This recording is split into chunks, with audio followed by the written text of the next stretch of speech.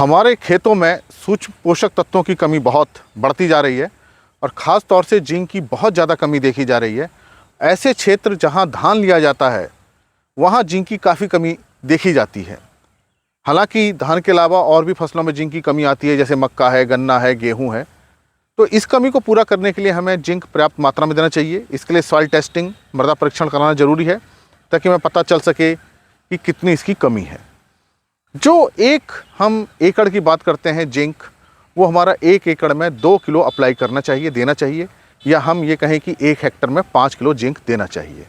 अब जिंक देने का माध्यम जिंक सल्फेट भी हो सकता है या चिलेटेड जिंक भी हो सकता है। तो 2 सोर्स हमारे पास होते हैं, जिंक सल्फेट और चिलेटेड जिंक। और यही गलती हमसे हो जाती है कि हम सही जिंक को नहीं पहचान पाते, सही डोज को नहीं पहचान पाते और हमें उसके अच्छे रिजल्ट नहीं मिलते। तो आज मैं यही बात करूंगा कि जिंक देने में हमसे क्या क्या गलतियां होती हैं। देखिए, जो जिंक सल्फेट है 33% वाला या 21% वाला, आजकल 33% वाला जिंक सल्फेट ज़्यादा बाजार में आ रहा है। इसको हम बुआई के समय खेत में भी दे सकते हैं और इसका हम छिड़काव भी कर सकते हैं। लेकिन जो चिलेटेड जिंक है ये महंगा भी आता है और इसकी कम डोज भी यूज़ होती है। इसको हमें बुआई के समय मिट्टी में ही देना चाहिए।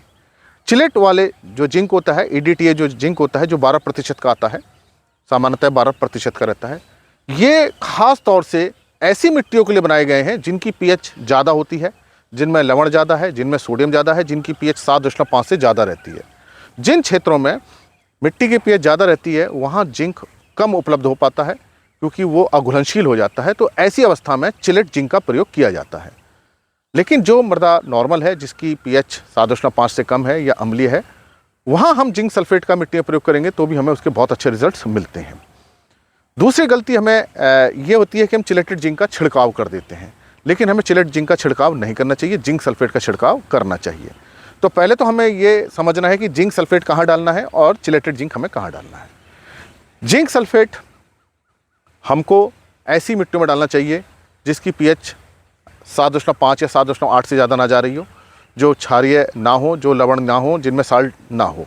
ऐसी मिट्टी में अगर बुआई के समय आप जिंक सल्फेट डालेंगे तो अधिकांश जिंक इनसॉल्युबल हो जाएगा, वो मिल नहीं पाएगा। यही कारण होता है कि जिंक सल्फेट डालने का रिजल्ट हमें इसलिए नहीं मिल पाता क्योंकि वहाँ साल्ट ज़्यादा है या pH ज़्यादा है।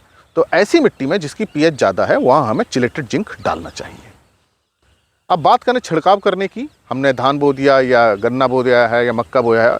खास तौर से धान में जो जिंक की कमी के जो लक्षण होते हैं, खैरा रोग होता है, पत्तियों पे भूरे धब्बे पड़ने लगते हैं, पौधा छोटा रह जाता है, कल्ले बहुत कम निकलते हैं, पत्ती भूरी पड़ने लगती है, ये खैरा रोग है।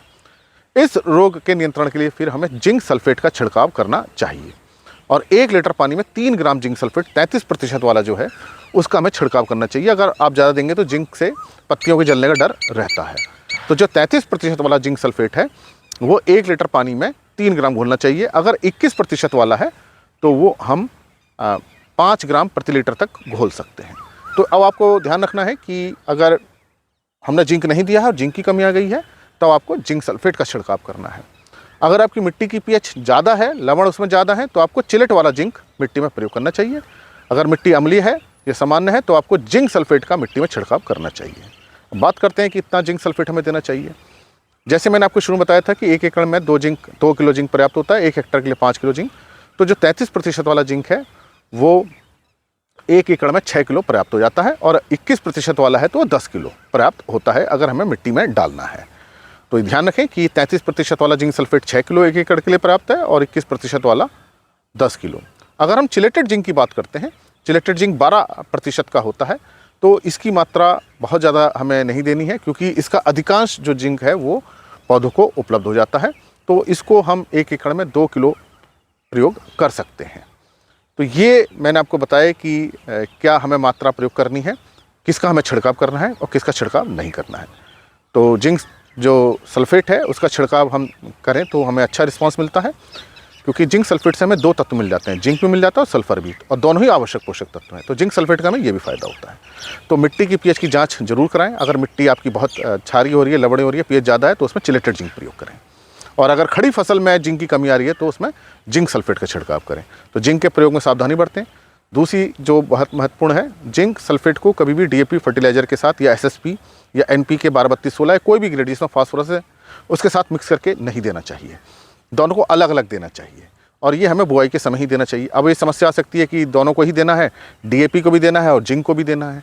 तो पहले बात तो जैसे कि हम यूरिया के साथ डीएपी मिला लेते हैं या एमओपी मिला लेते हैं या पीडीएम आ रहा है आजकल 14.5% वाला पोटेशियम, उसको ही मिला लेते हैं। लेकिन इन सब खादों के साथ जिंक सल्फेट को ना मिलाएं, दोनों का छिड़काव अलग अलग करें, करीब 1 दिन के अंतर पर भी कर सकते हैं।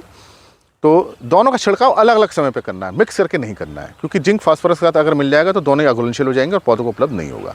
तो इन छोटी छोटी गलतियों को आपको ध्यान रखना है ताकि जिंक पौधों को पूरा मिले और उसकी मिट्टी में कमी ना हो और फसलों का पोषण सही हो और आपको अच्छी उपज मिल सके।